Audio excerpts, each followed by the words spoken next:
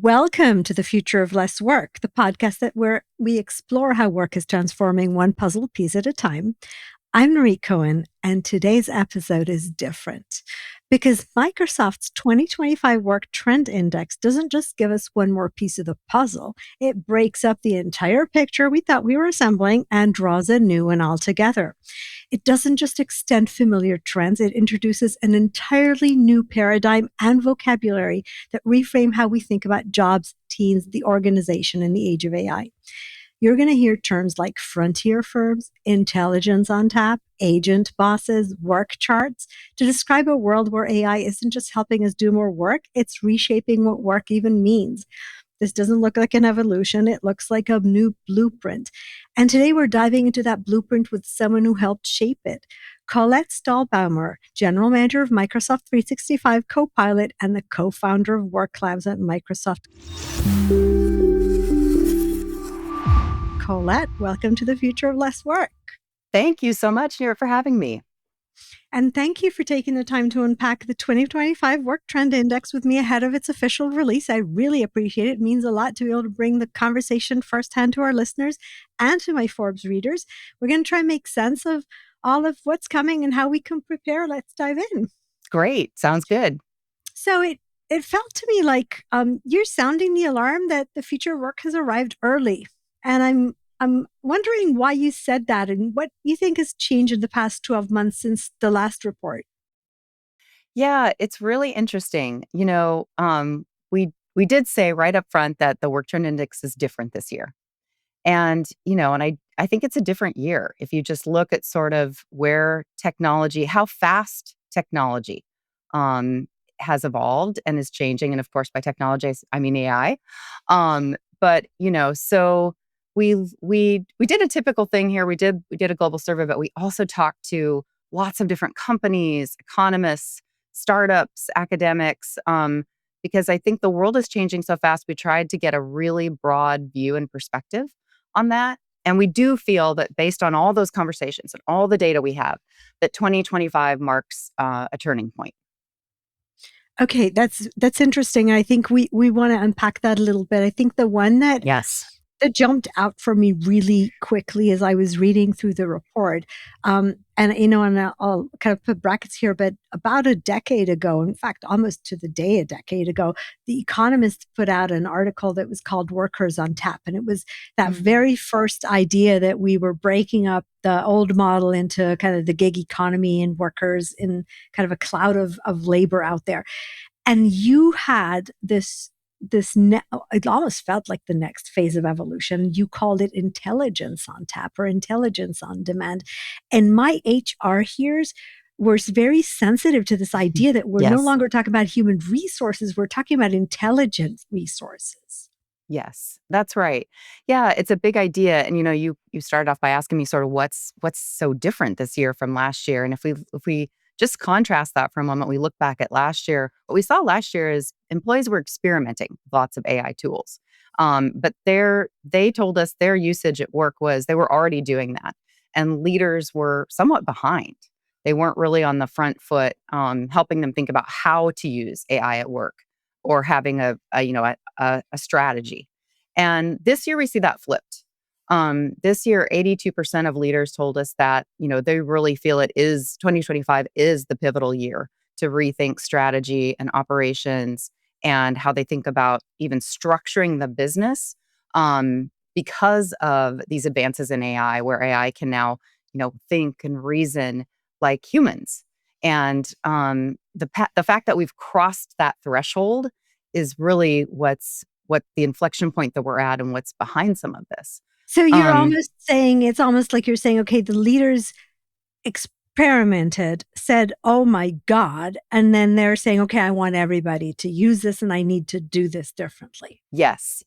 They recognize, with the mounting pressure on businesses today, that they can't afford not to, right? They can't afford to sit on the sidelines. They can't afford to wait in order to stay competitive. And that, of course, for people means that people can't afford to wait either. So this concept of, intelligence on tap is the idea that, now you can scale up, teams and resources very quickly. using AI. And we saw this, one example is with AI startups. They're growing headcount 2 times faster than, say, big tech, because they have figured this out. And so now, it's sort of time for the incumbents to adapt. As incumbents adapt and challengers scale, the incumbents have to figure this out. They've got to get Yeah, on and board. I think we're circle back to that, but I want to just go back to what you just said. So the AI startups that know how Yeah. to work this because they have the right talent and it's their kind of zone, right? Yep. They're growing headcount twice as fast. That's right. So because the automatic way to we think about this is right when you say we need growth and we're going to talk about this idea that you have a human to agent ratio, which means I have like one person and a whole bunch of agents. Maybe I don't need to grow headcount. I need to grow agents. Yeah, I think it's getting that ratio right. And we talked about that, right?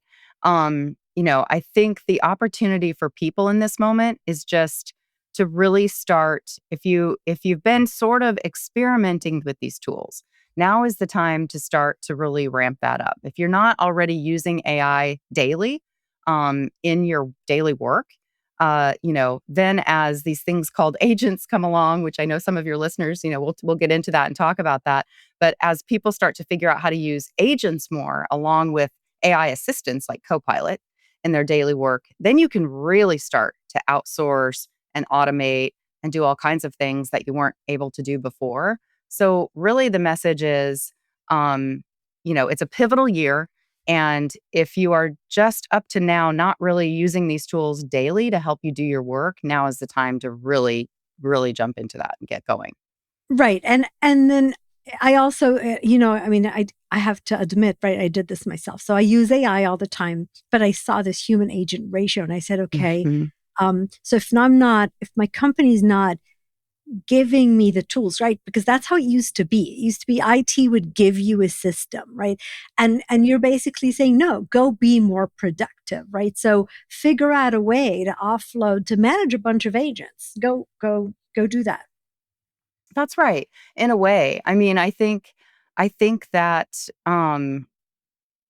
I think it comes down to the work you do every day. Like, I'm just going to take this report as one example, the work trend index. Now, obviously my team at Microsoft is a little bit different, but I mean, we are using Copilot, for example, at every juncture throughout the whole process. As well as an agent, frankly, to analyze and look at all the data. And so we were able to cut the time that we spend typically doing that data analysis by weeks, just using an agent to do that. But it really at the core of it is like we're using it to help us write the survey questions, then we're using it to help us analyze the data, and then we're using it to help us write the report.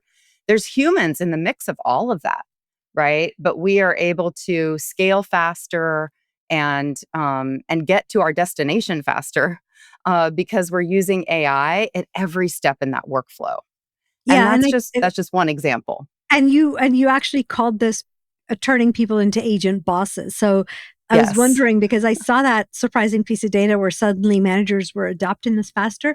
And it occurred to me that managers actually have some of those skill sets because they're used to onboarding and delegating and guiding. And now we all need to be onboarding, delegating, and guiding. that's It's exactly not right. necessarily That's people, exactly right? right. We saw that in the data.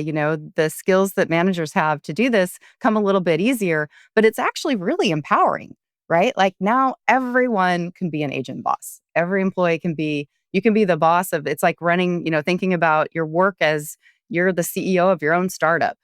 And whatever that is for you, how are you deploying AI and being a boss of agents to get things done throughout every part of your workday? Yeah, And and the so, line that yeah, really caught my attention was we had you basically said, okay, now a junior person, right, can manage a crew of intelligent agents and perform senior level, work in a few months of a career versus a few years of a career. that's exactly right. That's exactly right. We also see in the data that you know 53% of leaders say they want more from employees. But people are interrupted, every 2 minutes by meetings and pings, and they kind of feel like they don't have 80% say they don't have enough left to give. And so you really do need to figure out how are you going to integrate and leverage AI so that you can focus on the really important stuff at work that actually gives you joy, that actually fills you up and gives you meaning, and outsource the rest to AI is one way to sort of think about it. And this new mindset of being an agent boss is all about that. So you've done this in your own organization, right? And I mean, you guys are obviously early adopters and all of this for a while now. What did you find is the difference in how people need to think about their training or their mindset or their skill set? Yeah, I think the most crucial thing is that idea that um, is daily use. I think it sounds overly simplistic, but it really in some ways comes down to that. I think what you see a lot if you just look on social media or you look, at sort of the things that that the folks who make the models are doing, right? So take OpenAI. Um, there's sort of a a one trickness to it, right? Something really interesting about the advances in AI will catch fire on social, and then it becomes the meme of the day. And that's whether it's image generation advances or anything else.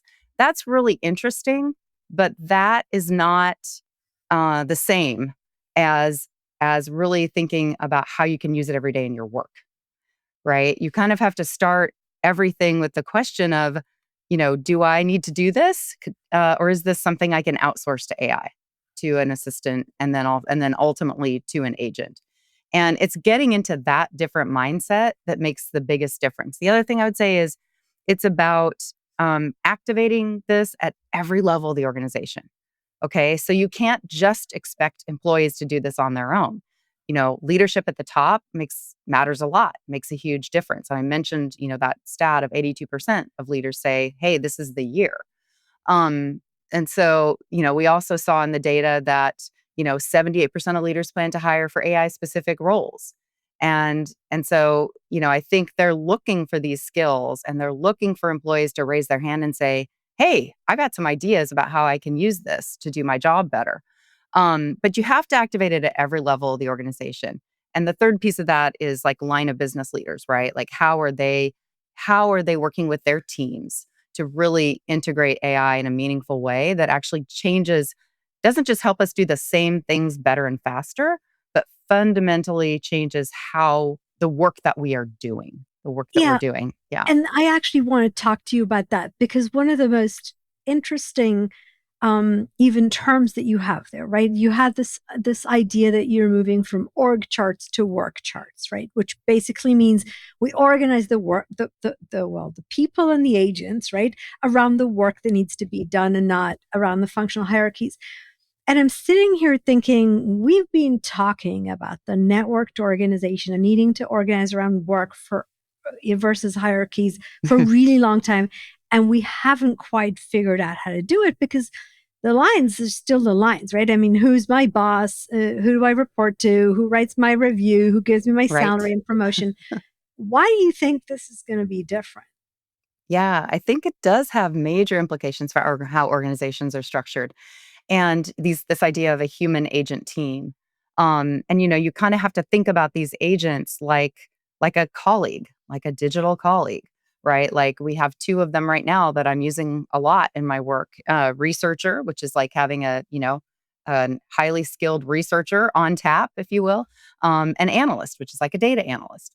And so I think this idea that because you have intelligence on tap, and you can scale up and down around specific work to be done. Say you need to close the books for the quarter and you need more help on that. So you need to scale up capacity and you can do that quickly with the help of agents. And so I think we will see this move from more rigid org charts structured around functions and expertise to more fluid outcome-based work charts. And in some ways, that can sound scary, but it's also pretty exciting. Because none of us, I think, dreamed of having a job where we managed our inbox all day, and dealt with dealt with incoming things, and that was the sum total of work. Let me give you a couple examples that we talked to Yes, and saw. please. Because Yeah, so I was just having this dream for a minute about some agent reading my inbox and deleting all the stuff I all the delete things, every day. yes, we're going to get there. So it's super good. That's a company that where an employee, can do. Their COO talks about we don't need a strategist in every corner. Everyone has that expertise built in. So, and then at Harvard recently, a study with P&G showed the same thing, that AI was helping to break down silos across functions, and that R&D teams could produce better ideas faster, and business teams got more technical. So it's this transference of skills that's happening where, again, like, I'm not a data scientist, but I can tap one because I have that agent. And I So think I we'll don't just need sort a of data scientist. I have an agent that has data scientist knowledge. skills. Exactly. Okay. Exactly. So I'm going to be HR again. So here's my soapbox. We all use agents. Ultimately, what makes you different than me, right, is the people aspect. It's the nuances of the question that I ask my agent, or the follow-on questions to the first initial research, or that I ask. So I don't think I can generate your report. I don't think you can write my column, even though we use exactly the same tools, right? So don't we worry about the fact that ultimately, if that R&D team, instead of asking a data scientist, asked a data scientist agent, Agent. we will lose something in the process that makes us who we are as an organization? Yeah, I think it's a really good question. And I think that's why we're studying all this, to help people understand how this might play out and how they see themselves in it. We don't have a crystal ball. And I think how this is going to change over time, both in businesses and with the job market, is it's multidimensional, right? It's not any one thing. I mean, you talked about, will we lose something? Today I do have a data scientist on the team, and he was the most excited person to actually use the data analyst, right? Because it saves a ton of time for what he needs to do.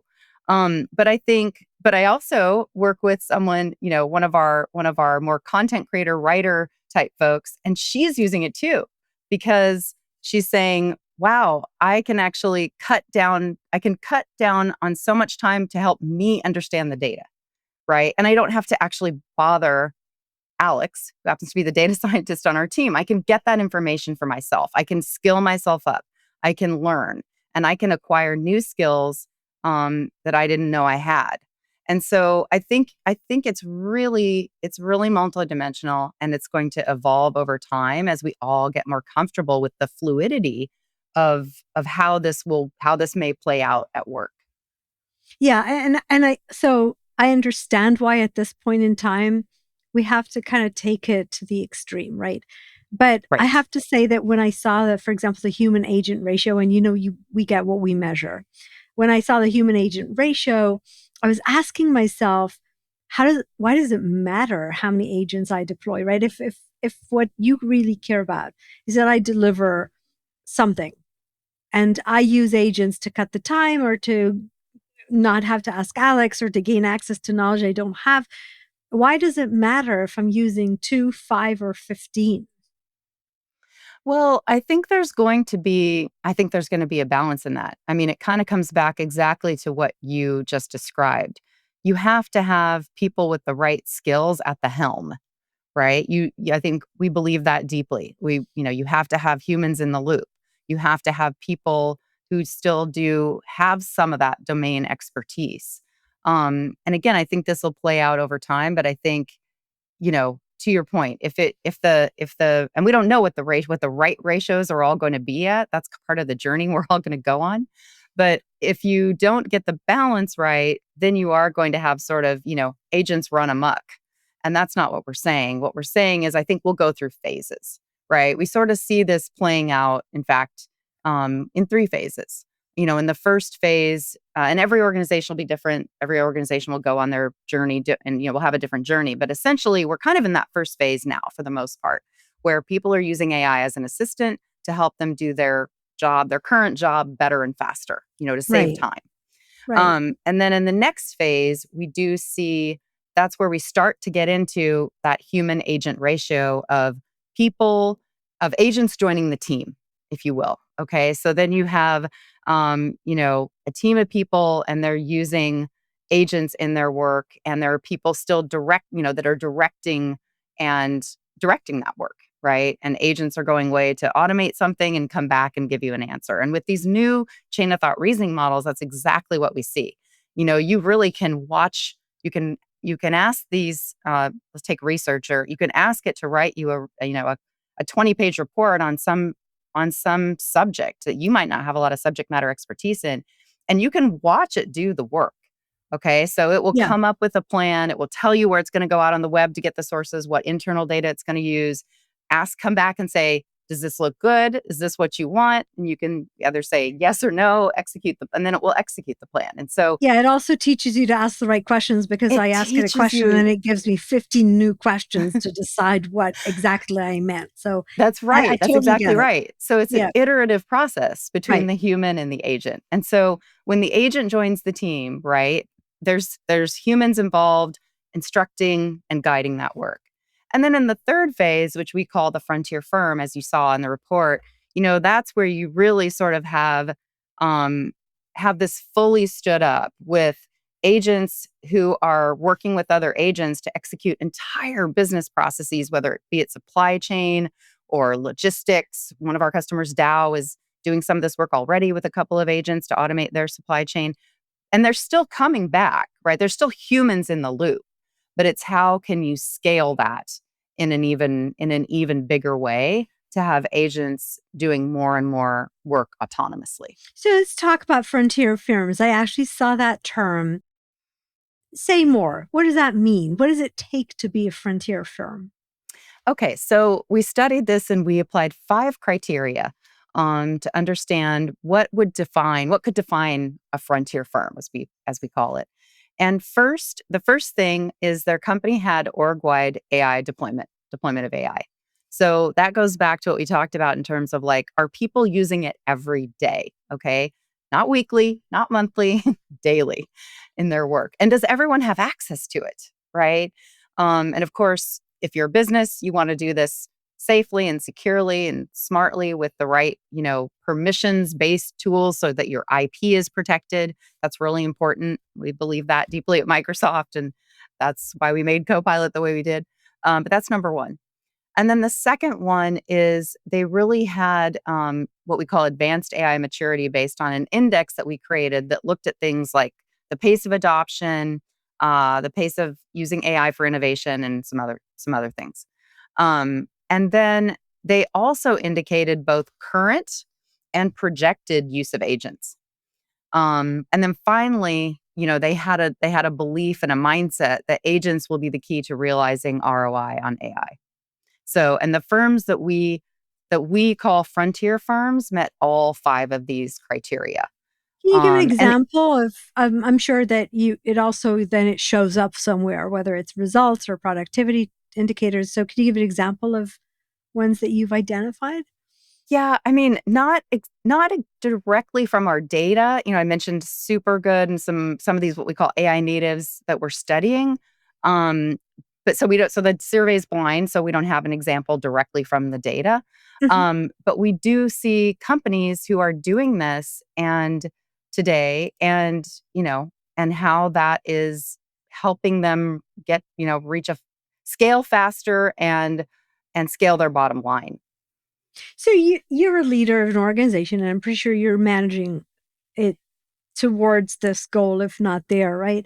How does that change how you are as a leader?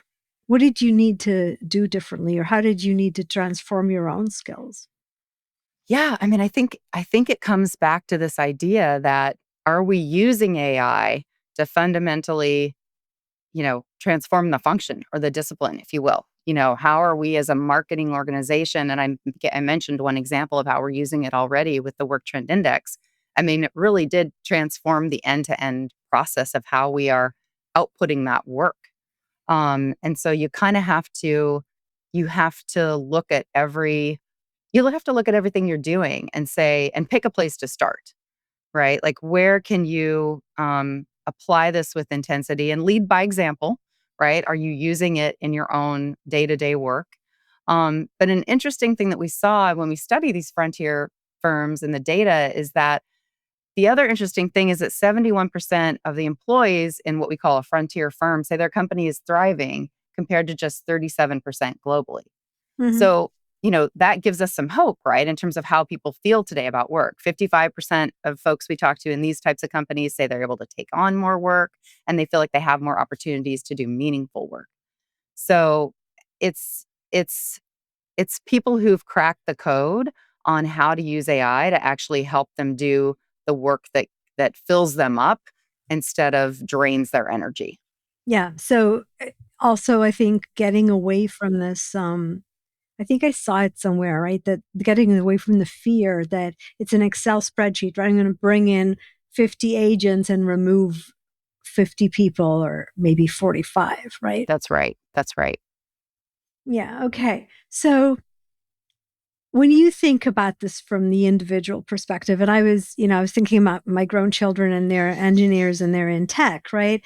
What's the one piece of advice that you give them about how to thrive, not just survive in this new era of work that's very different from everything we grew up with? Yeah, it is, isn't it? I mean, I think it's kind of like how might you feel if this were the internet era, right? Which played out over time. And you were empowered with this knowledge today about how work might evolve, right? What would you do? Well, I think you'd jump on the bandwagon, right? You'd want to start using these tools and looking at and experimenting and seeing what you can do with them. I mean, I'm a mom of two teenagers, 14 and 16, and we talk about this a lot. I think we can't all see into the future of what areas and what jobs will be, the future careers that will be good to go into, for example, in specific industries versus not. But we have some hints, right? So on one side, we see, industries like fashion, media, financial services, and entertainment say that more of their companies are in survival or even crisis mode, because those are some industries where AI is being used to reduce headcount. But on the other side, we see opportunities in technology, financial services, packaged goods, and manufacturing, and those areas are pulling ahead. And so I think it's two things. I think it's looking at the jobs of the future and where might those opportunities be, right? We couldn't imagine a social media manager when the internet was born. Um, but also really taking control of your own, feeling like you have agency in this, okay? That every individual has agency in this. And the sooner you start to experiment and figure out how to use these tools in your daily work, the more confident you're going to become. And that's going to put you in a better position in the job market.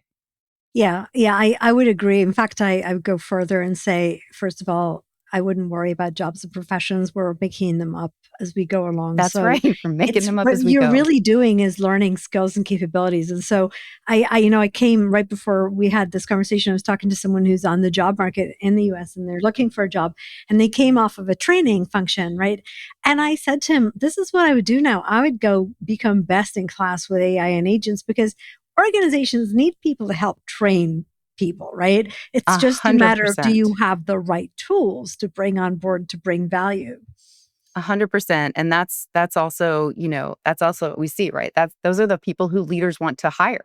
We see that in the data. And so I think the other thing you can do, and the other piece of advice I have is like, become the AI human bridge. Be the person who is kind of out front, adopting it and Yeah, showing other people the way, lighting the path, if you will. yeah, It's going to absolutely. help Lead from you. the It's going to help you and how you're seen in your organization. And it's actually going to help everybody else on the team, catch up and come along. Yeah, that's actually a really important one. Actually, a GM told me in one of these conversations that he hires people that aren't just bringing in their own value, but are going to up value everyone around them as well. So That's right. definitely one. All right. Fabulous. So I always end with this one question because we always look for answers, right? Because we were told that there are answers, but that's not quite how things work these days. So what's the one question you think we should all be asking ourselves these days about the future of work? Oh, that's such a good one. I think the biggest thing I would say to that is, you know, the question you should ask yourself is the kind of an age-old one, when it comes to work, which is like, what do I want to do? What do I want to do with my life, and what's going to get me up out of bed every day, and what's going to make me excited? And I still believe that that's the most relevant question you can ask. I talk to my kids about, it's not about it's not about just following your passion, because I actually believe that's sort of bad advice. I think, first and foremost, you want to do something that you can be good at and that you can make a living at. But I think the question around what is something that's going to light you up, um, is you know, is never the wrong thing to start with. And then figure out within that space, within that realm, then you have to kind of look and peer into the future, right? And say, okay, what might the jobs be like in this area? Right. Which is going to get me really excited. I'm a marketer and a writer at heart. We didn't stop writing because the typewriter came along. And then the word processor came along, and I could put down my pen. And so again, I think the question that's old as time for everyone who's young today and starting out is, find something that you think is going to help really get you out of bed in the morning and give you juice and light you up. And then look at what the new jobs, the emerging jobs might be in that area, and how you can use AI. Perfect. Fabulous. Colette, thank you so much for joining me today to unpack Microsoft's 2025 Work Trend Index. Really enjoyed this reading it and looking forward to being able to put it out there. You'll find all the links to more about Colette Stallbaumer and Microsoft's Work Trend Index in the podcast description. Thank you for joining us on the Future of Less Work today, where we're piecing together the ever-changing puzzle of work. Today we blew it up. And remember, the new social contract is a win-win between people and organizations. Your best people do not work because they have to, nor because you tell them to or you measure them on it. They work because they want to, because by working for you, they're also achieving what's important to them in life. Till next time.